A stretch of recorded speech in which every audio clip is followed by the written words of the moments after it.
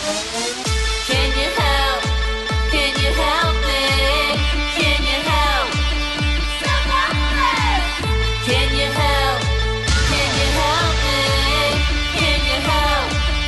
Self-Helpless! Can you help? Can you help me? Can you help? Self-Helpless! Hey, everybody, welcome back to another episode of Self-Helpless. I'm Kelsey Cook, I'm Delanie Fisher. and today we are going to be talking about a very intense topic for me, but I felt like this was the time. Like, I feel ready to talk about this now, I think, on the podcast because I have started to talk about it a little bit on stage. And we're going to be talking about dementia and my experience with it. I know I've mentioned several times in the last 2 years that I've had a family member with health problems, and it is my mom. And fuck, I didn't think I was gonna cry. I really thought I was gonna like not. I don't know. I don't know why I didn't think I was gonna cry this episode, but I thought I've just been feeling good this morning, Yeah. and I didn't think I was gonna. Damn it. It's okay. Anyway, so it's my mom, and my mom has something called frontotemporal dementia. And so we're going to just talk today about what that is and what her experience has been, what my experience has been. And yeah, I have kept it so private for 2 years because the rest of my life is very public, and this is obviously such a sacred, personal thing that I didn't really know how much I wanted to let people in on it besides my, of course, my close friends and family. But it's gotten to a point now where I have become it's a very isolating experience to have somebody in your life go through something like this. And I just thought, I had started to talk about it on stage a little bit in the past few months after shooting my special. And I was having people come up to me afterward and saying, thank you so much for talking about it. I have a family member with dementia. It's so hard. I really appreciate you connecting in that way. And so the more I've opened up about it, it feels like I'm sure within our amazing self-helpless community, there are listeners who also have experiences with people in their life that have dementia. And I just thought it's at that place where I would like to connect more with people about it, rather than feeling so isolated. So that's part of why I felt like I'm ready to start talking about it. So, yes. This is coming out at the end of February. I will be on the road a bunch in March. I will be in Cincinnati, Kearney, Minneapolis, and then in April I will be in, let's see, San Francisco, Rosemont, Chicago, Denver. So many more coming up. You can go to kelseycook.com and get your tour day tickets. How about you, Del? Yeah, and you can head over to delaniefisher.com to get the Minimalist Business Podcast. It is a private show, but it's completely free. And we help licensed mental health professionals grow their business, but all entrepreneurs and business owners are welcome if you're interested in learning how to scale a business simply. Nice. Yes. Nice, nice. Well, I haven't known exactly where to start in talking about this, but maybe I can just explain a little bit of what frontotemporal dementia is Sure. and how that kind of came to be, the diagnosis. So, frontotemporal dementia, it's actually an umbrella term for a group of brain disorders that primarily affect the frontal and temporal lobes of the brain. So those parts of your brain are generally associated with your personality, behavior, and language. So it is different than Alzheimer's. And what happens is that with frontotemporal dementia, parts of those lobes shrink. And the signs and symptoms kind of vary depending on what part of the brain is affected. But some people end up having really dramatic changes in their personalities. They might become emotionally indifferent or lose ability to use language property. To use language properly, speaking of.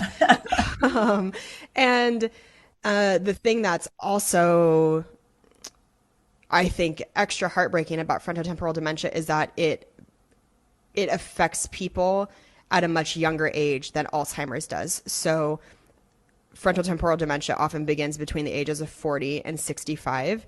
It can occur later in life as well. But this has all happened to my mom, where my mom is 69. She'll actually be 70 in, oh my gosh, 3 weeks, which is really exciting. But yeah, so my mom is about to be 70. I am 33. My brother is 28. So we all, as a family, this is just like a very young age for everybody to be going through something like this. You know, you never anticipate a parent having this happen to them at this young of an age. And of course, my brother and I are young. Like the people who have come up to me generally after shows lately, as I've been sharing this, that say like, thank you so much for talking about this. My parent also has dementia. You know, the people that are coming up to me are in their like 50s or 60s, and their parent is in their 80s or 90s. So it seems like a lot of the people who have come up to me have a parent with Alzheimer's. So yeah, my brother and I had noticed some changes in my mom, maybe like 2018, 2019. But then things had kind of gotten better. And then 2020, I think, was just such a hard time for everybody. And we were noticing more of those. It's such a subtle start often with frontotemporal dementia. And that, again, is another heartbreaking aspect of it, because friends and family don't really know what's going on. Like, it doesn't seem outlandish enough initially for you to even think of saying, hey, maybe you should go to the doctor. Because it's just these very gradual over time changes in personality, changes in behavior.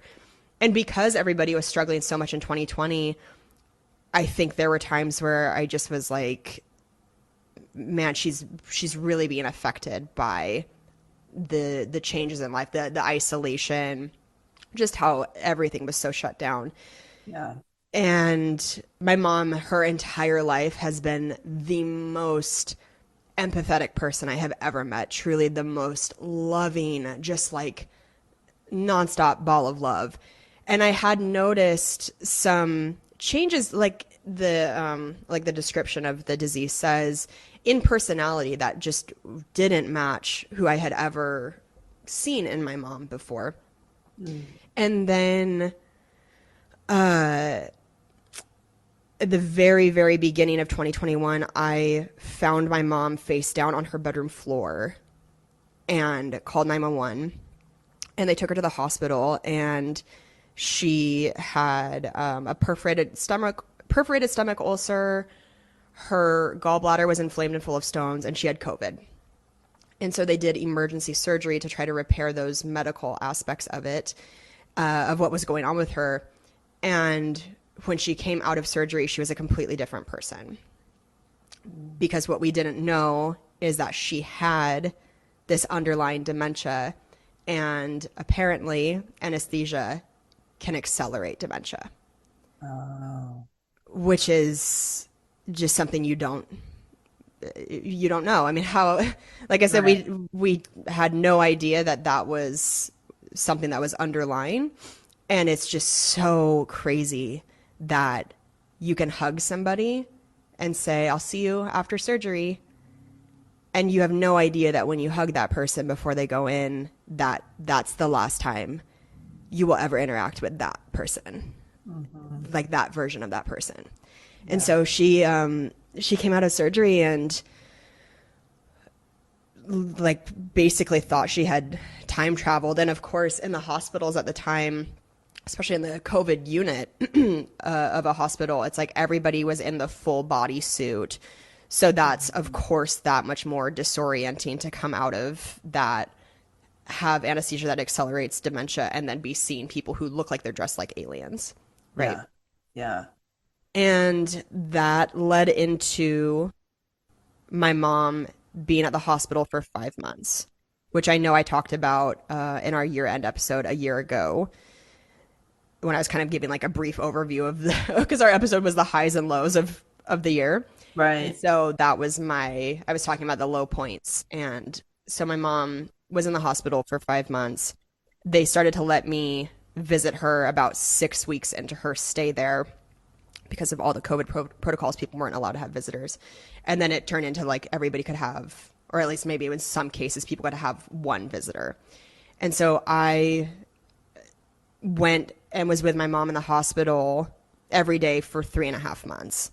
And that, yeah, I mean, I've never experienced anything like that. And we almost lost her 2 different times during those 3.5 months because she went catatonic. And so then they were telling me, like, you're looking at a number of days. And then she would miraculously pull out of that and kind of start to like function again, like be able to eat again, stuff like that. And then she fell and broke her hip the day or something, like the day or two before she was supposed to get discharged. She fell and broke her hip in the hospital. Then that led to her staying there longer. I mean, just an absolute, it was like anything that could go wrong kept going wrong. She finally got just discharged and has lived in an adult family home, which is kind of like a different version of a nursing home. It's a little bit more of a home environment rather than that kind of clinical feeling that a nursing home can have. She's lived in an adult family home with full-time care 15 minutes from me for the last year and a half. And because she needs like full around the clock care, she is now no longer mobile.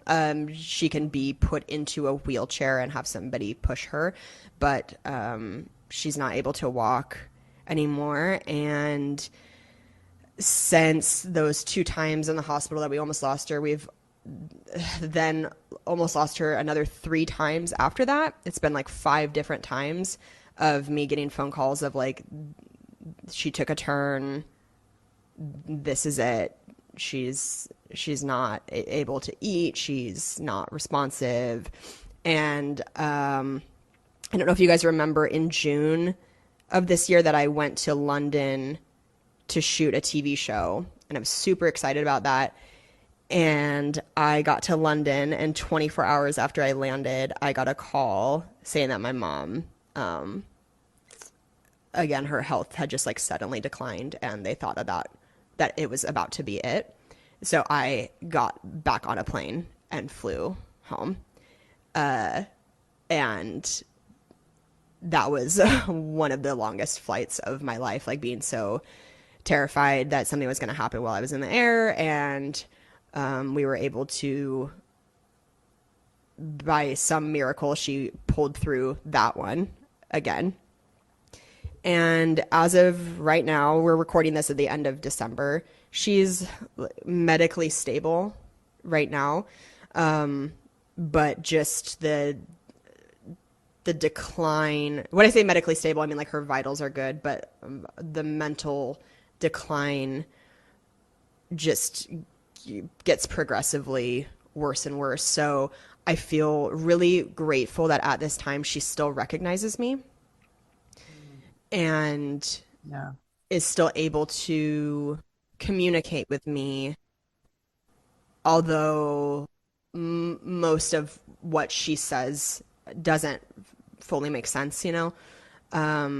There are a lot of hallucinations that happen, and I mean, it's just, I'm sure I will, in the rest of this episode, say more things about kind of like her state, but it's completely changed my life, of course, and we've been talking about me having period problems, and that started when my mom went into the hospital. And I know that there were like, I was also when I got the COVID vaccine, but I think part of what has happened is like I have been in a constant state of grief for 2 years because when somebody in your life has a disease like dementia, you witness them slowly leaving you. It's this really, it's a very long goodbye.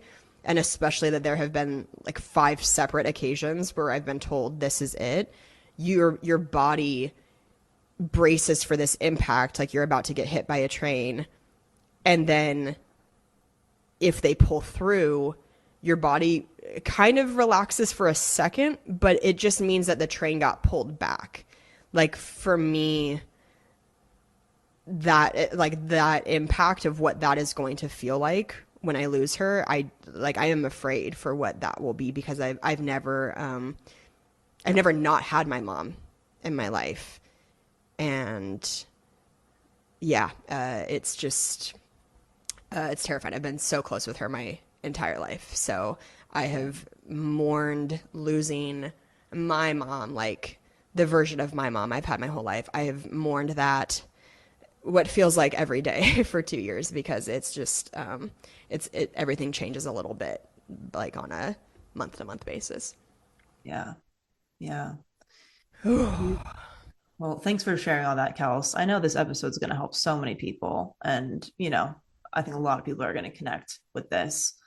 Um, what kind of stuff, if you remember in that, like in the early phases before you and your brother knew what was going on, do you remember any specifics that you noticed? Like, did she say things differently? Did she, was she forgetting something that she wouldn't normally forget? Like, is there anything that you can remember from that like beginning period? Um, yeah, like some almost hallucination things, but here's the thing, my mom is so smart. She's in Mensa. She got her master's in French literature. She speaks French, German, English, and some Italian. I mean, her brain, it's she's incredible. And Mm-hmm. so she was smart enough and she still is where like I think sometimes she was trying to hide what was happening. Mm. So she's got this great sense of humor. So sometimes I would notice her do something and I would kind of point it out and be like, wait, what do you mean? And she would laugh and kind of, like, I think she could catch that there were things happening and then try to play it off like it wasn't. So I remember in 2020, we would FaceTime and there would be times where, like, if the ceiling fan was in the background or like a piece of art or something in the background of my FaceTime, to her, she would be like, what's that? Like, do you have something on your head? Mm. So, just something starting Right. of hallucinating. And I think a big telltale sign is having trouble navigating, like in a car, being able to do things that you used to be able to do without any fear or anxiety. That had become pretty crippling for my mom, that she felt like she couldn't navigate anymore. Technology was really like not her friend anymore. It was pretty debilitating to watch her try to get places. And it's here's the thing is like in our society, I feel like there's so much talk around, oh, I'm getting older, my memory's going, right? We say that so casually of, oh, I'm getting older. You hear your parents say that, like, oh man, I gotta take my vitamins. My memory's being weird today. I gotta write a bunch of things down on sticky notes. Yeah. And people do play that off. And sometimes it really is just old age, memory stuff. And then sometimes there's actually something going on. And when I had noticed some things with my mom a few years back, we actually did take her to go get an MRI. And they were able to see like some signs of like, I think there were some like plaques in her brain, but she passed the dementia test. It's like a memory test. She passed that with flying colors. And they weren't too concerned about what her MRI looked like. Mm. And I I don't know if it was the combination of like environmental changes in 2020 with COVID, or like how I would be curious to know what an MRI of her brain looked like right before she went under for that surgery and right after, like truly how much the anesthesia accelerated the dementia. Yeah. But I don't know. Does it accelerate it because of just the chemicals that are going into your body, like a chemical reaction, or why I'm is that? I'm not totally sure. I don't know Okay. if I would assume it has something to do with that, Mm, but yeah. okay. So, what do you wish, if there's anything, what do you wish you would have known at the beginning of this process that you know now, whether it's about caregiver burnout or like being an advocate for a family member when communicating with medical professionals or taking care of yourself? Like, what do you wish you would have known at the beginning? Oh, that's such a good question. Um, okay, I have three answers to three different parts of what you asked. Okay.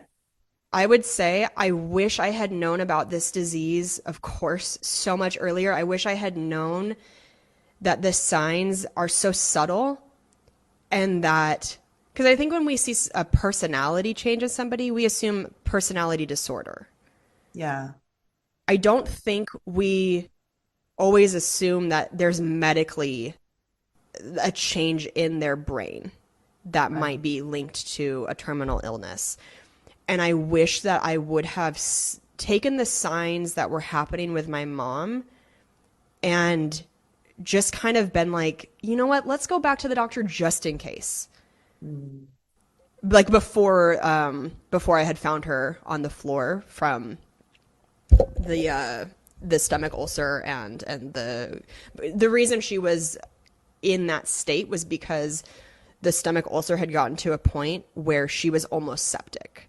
So her white blood count was through the roof when she got to the hospital. And if I hadn't happened to be going over there that morning, she wouldn't have made it.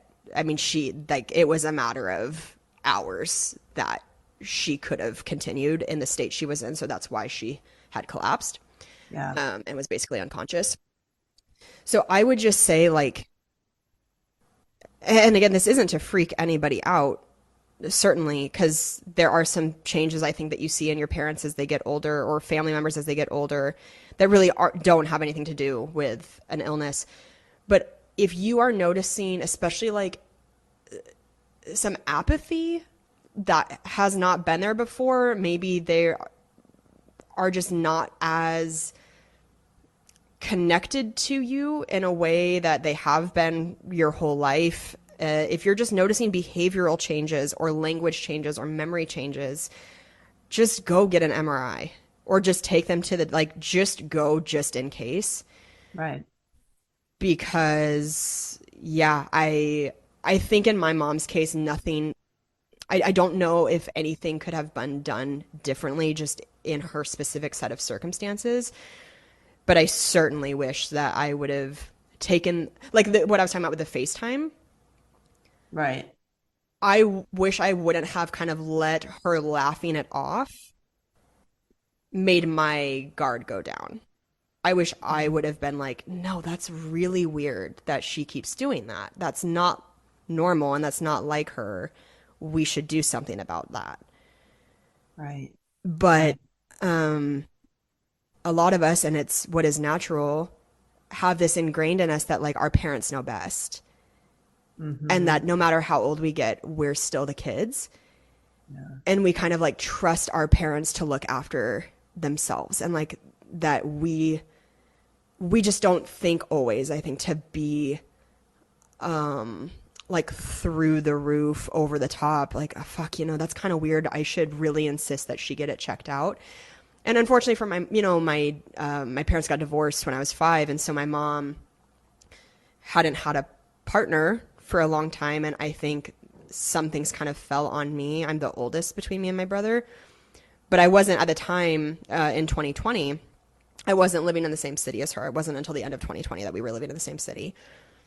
And I would just really urge people. I know it sometimes feels like we're all busy we've got stuff going on, but like truly, if you see a change in somebody in your life that is not normal, I really would urge you to get it checked out just in case. For caregiver burnout, I wish I had better advice. It's the thing that I am still navigating the hardest because no one teaches you. I had no medical background. I have no background in knowing how to cope with something like this. And especially with frontotemporal dementia or any sort of dementia, it takes you to another planet. When you're interacting with that person and being a caregiver for them, you're not on Earth. You're kind of like communicating in their world, which often doesn't make sense. You're communicating with them through hallucinations, it's such a gentle, fragile thing where you never want to make them feel like they're crazy or stupid for thinking the things they're thinking, but you also have to help keep them calm. It's really hard because part of dementia is like sometimes they get really, really upset and freaked out and think that like sometimes hallucinations can be, oh, people are coming for me. I'm in danger. People are coming for you. You're in danger. It's really hard to walk that line of like comforting them and letting them know that they're okay and that I'm okay, but not making them feel crazy. Because that's so isolating for them to feel like nobody listens to me. Nobody understands me, but I know that this is true. And you have to try in a way that's kind to be like, it's okay. It's actually not true, but I understand why you might feel like that, but it's actually okay. It's so hard. It's so hard and it's really nonstop.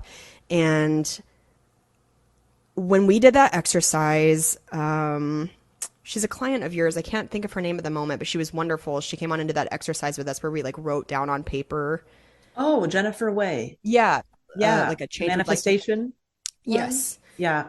So I was really in that exercise trying to work with what I had felt like I just was struggling with boundaries around caregiving and trying to protect myself and stay healthy physically and mentally. And I have found that it's really a tug of war for me. It's almost like a sobriety thing. Like I've felt like I kind of almost need a sponsor who's checking in on me to make sure I'm not overdoing it with the caregiving. Because there's a part of me that just wants to soak up every possible moment with my mom while I have even this version of her. But that's like it's a really slippery slope because then you lose sight of the rest of your life. You lose sight of your health. And I wouldn't wish this on anybody. It is by far the hardest thing I've ever gone through. So I just think, I just reached out to a support group, actually. It's the first time I've done that. I for a long time thought I didn't want to be a part of a dementia support group because I was like, oh, well, that's just another part of my day that's going to be spent thinking about this. And I feel like I need to find ways to escape or compartmentalize. But I actually am going to give it a try for the first time next month. And I feel like the isolation of what's been happening in the last 2 years has become worse than what it would be to just connect with people. Like, I feel like the isolation is more painful and not really having, my brother doesn't live here, in this state. And I have a cousin who lives here who is very, very close to my mom. And so she's visited my mom a lot. But yeah, you do feel like there is nobody in your life that knows what it's like and knows what you're going through exactly. So I think a support group is going to be helpful for me for that. Yeah. And then to answer the last question you asked about, like, what can people do to advocate? Why am I Advocate? advocate, but you can be an advocate. Yeah. So funny how that's flipping in my mind right now. How you can advocate for the person in your life who has this.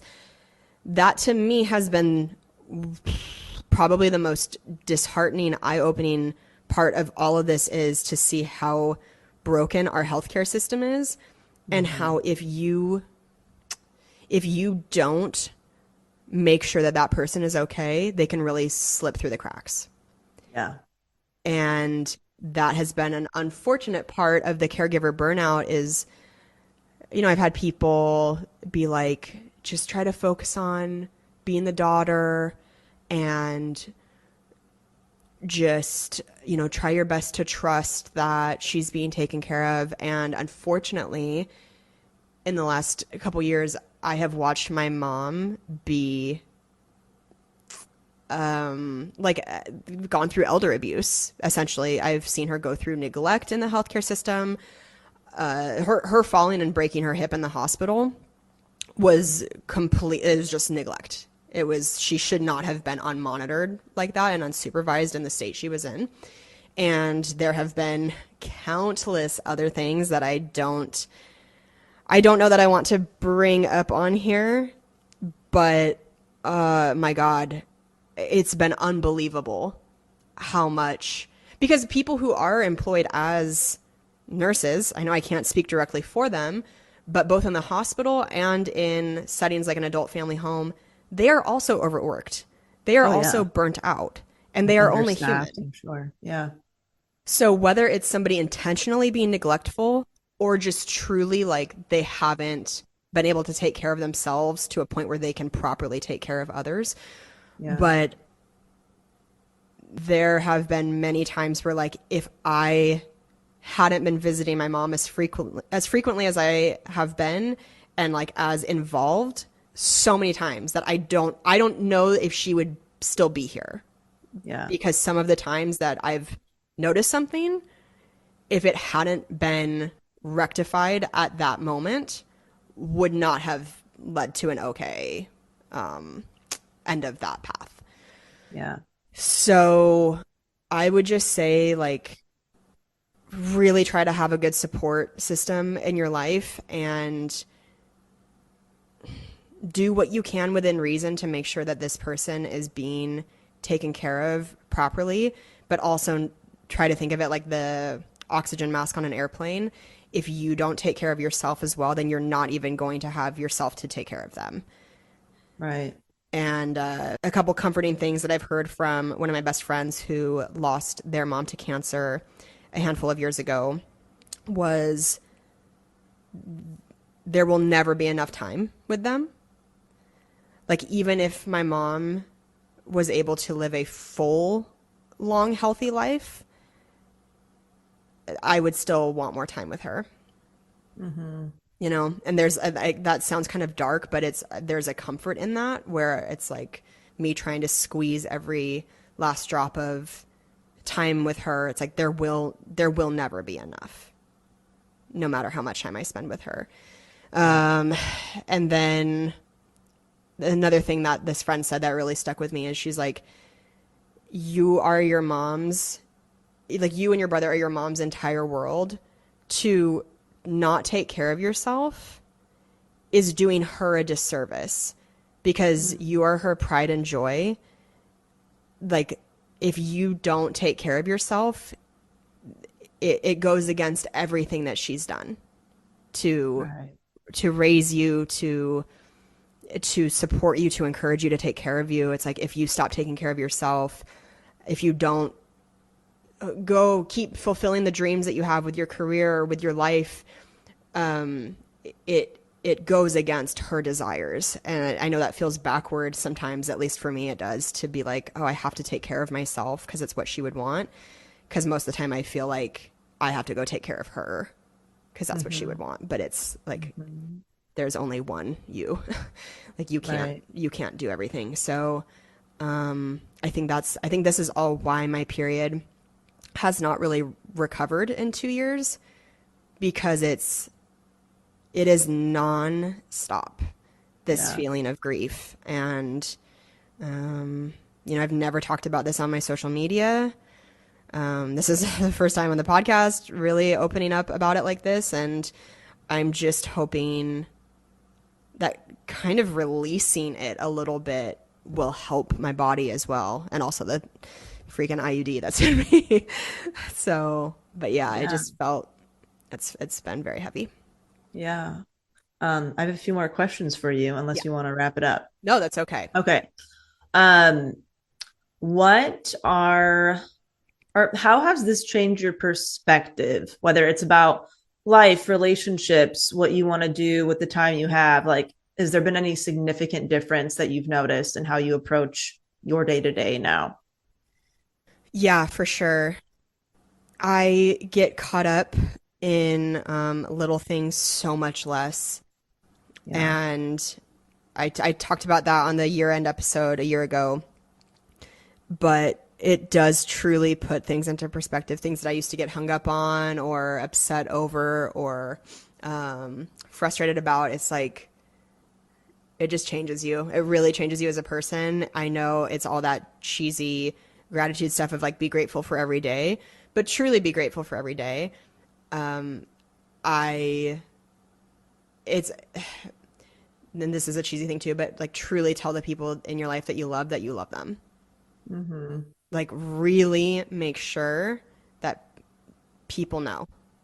Yeah. And I feel so fortunate that I get to tell my mom that all the time and like have her really know and feel it back from her. That is maybe the only upside of a long goodbye is that like I've had these last couple years and I hope more with her to like really, really tell her everything I've wanted to ever tell her and just for her to hopefully really feel how much she means to me.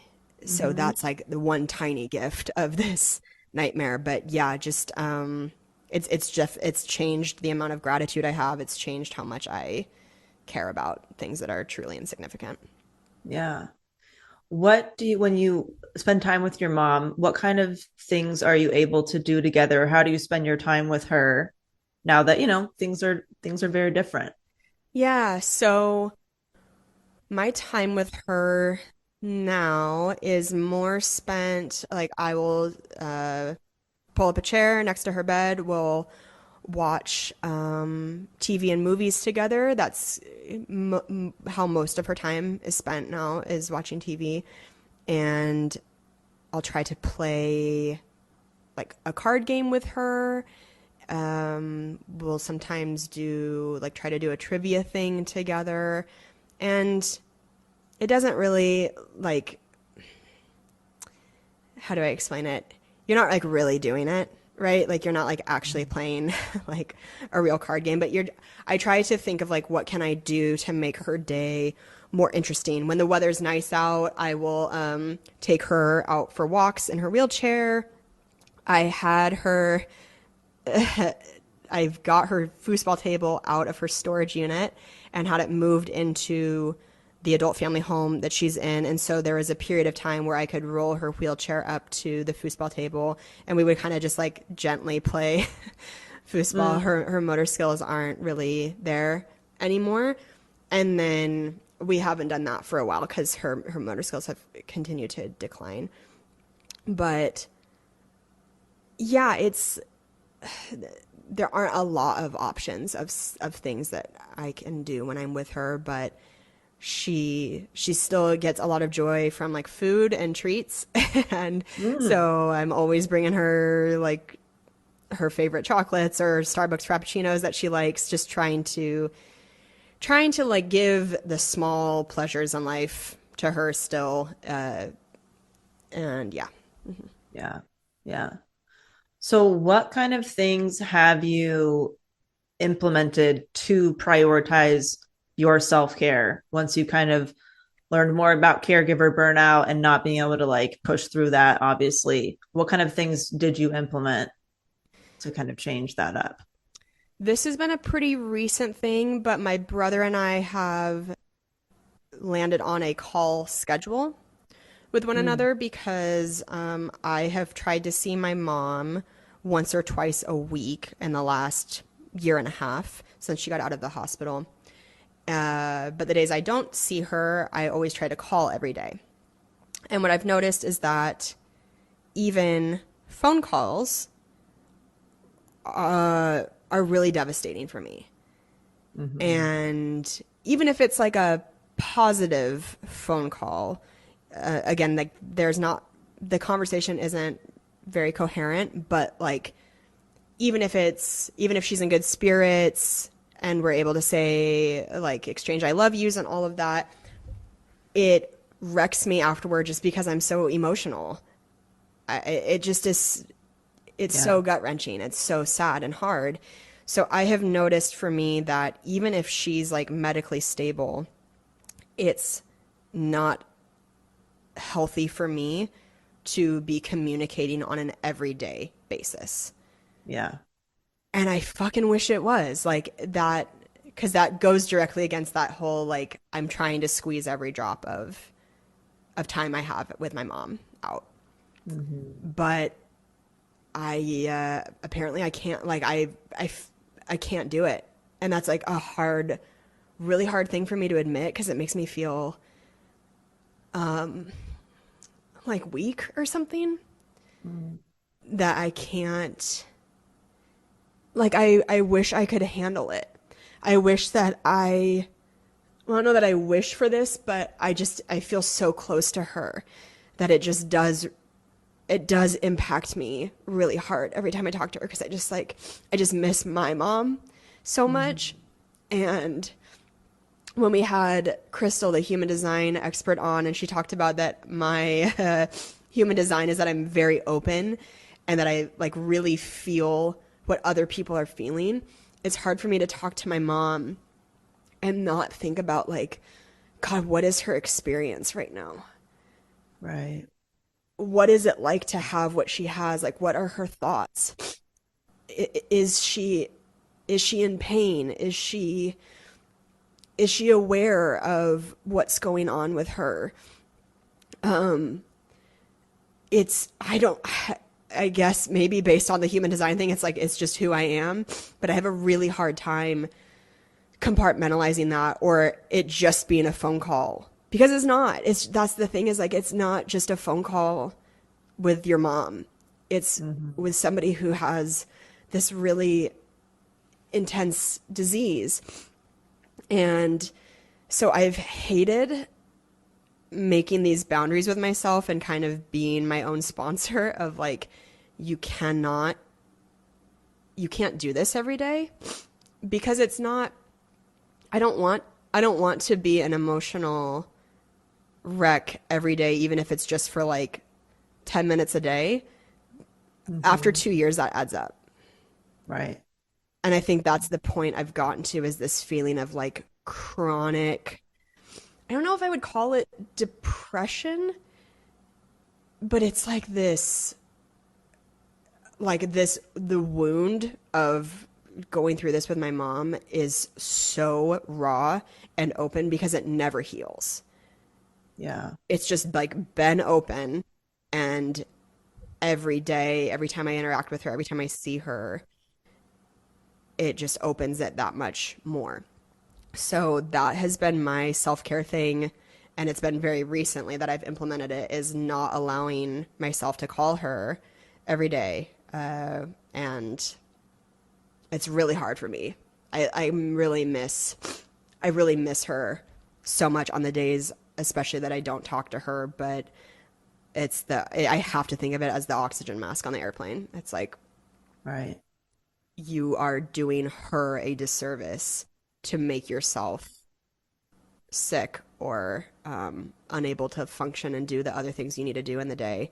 So my brother calls the days that I don't call, and we just do it like that, and that takes some pressure off of me to feel like she's at least communicating with one of her kids every day. Right. Right. Is there anything else, like the thing that your friend said is so good about, if you don't take care of yourself, you're really doing her legacy of huge disservice, right? Right. Is there anything else that you have read or learned or told yourself that kind of makes you feel okay to like stop putting your own life on hold in certain areas, or your own, whatever you want to do, goals, things like that? Is there anything else that's helped with that or ease that? Yeah, and this was another piece of advice from this friend.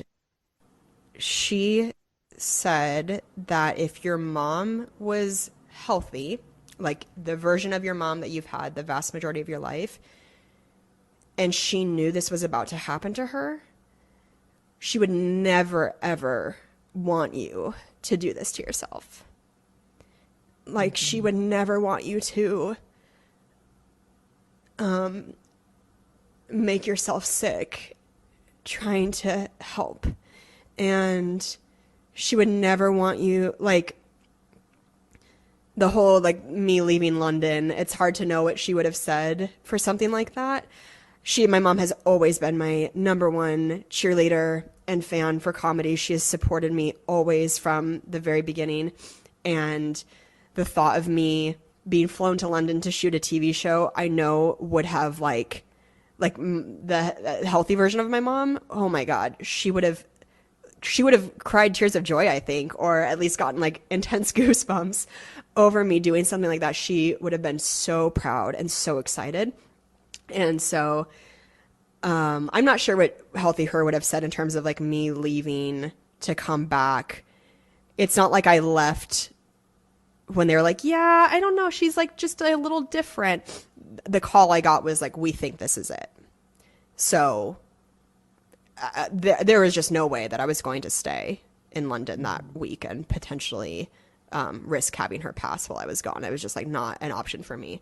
But I have really, it's very hard because it's been a long time actually since she's been her, like the her that I grew up with. But I really do try to like really remember that version of her and think of her watching things happen in my career or, like my relationships growing in my life and stuff like that. And just how happy she would be and that's what she would want. And if any of those things were hindered because I was trying to take care of her, that would, I think, really devastate her. I think that's like really the opposite of what she would want. And yeah, it's really hard to like actually do that. Yeah. Yeah.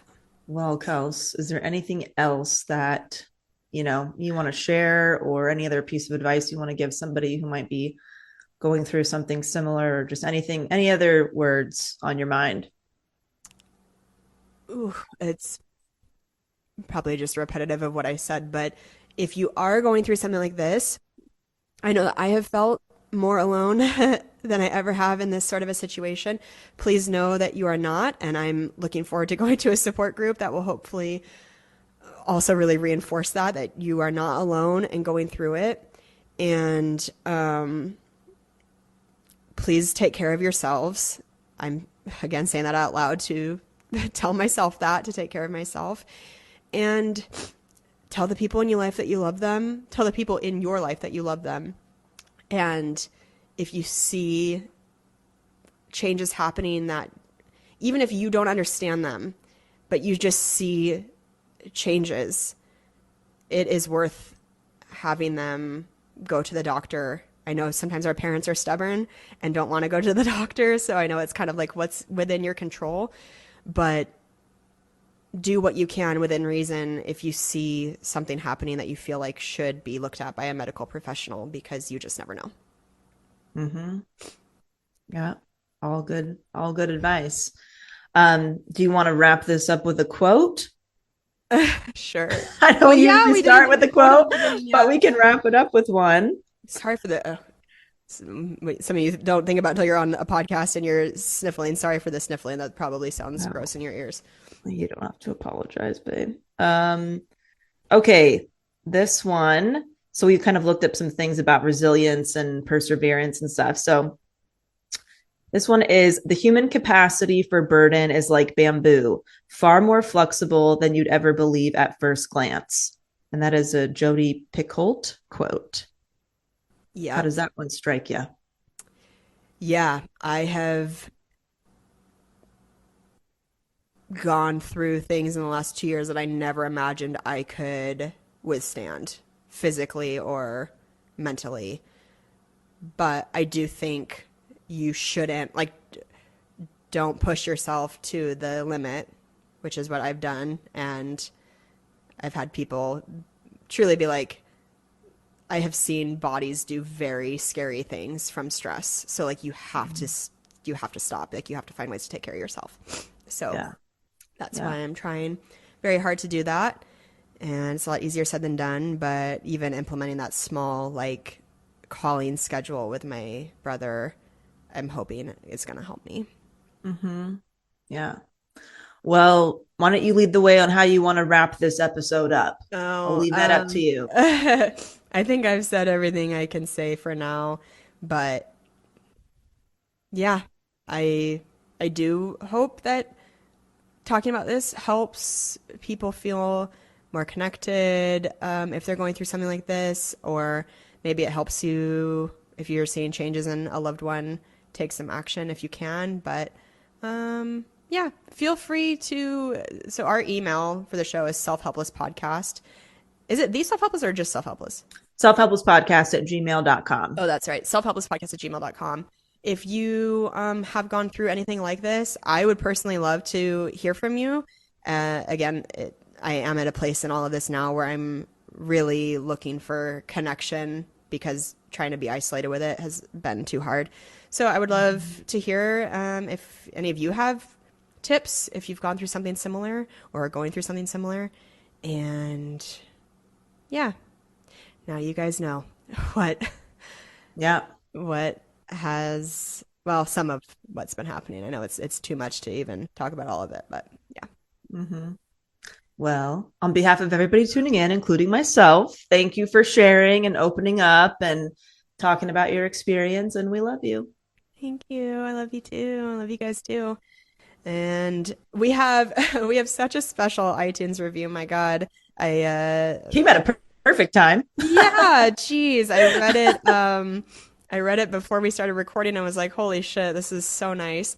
So this is from Sean50, and she is just such a wonderful person. She's a big comedy fan. And I met her recently, so this is what she said. She says, I loved everything about this. Sad to say this is the first time I've listened to this podcast.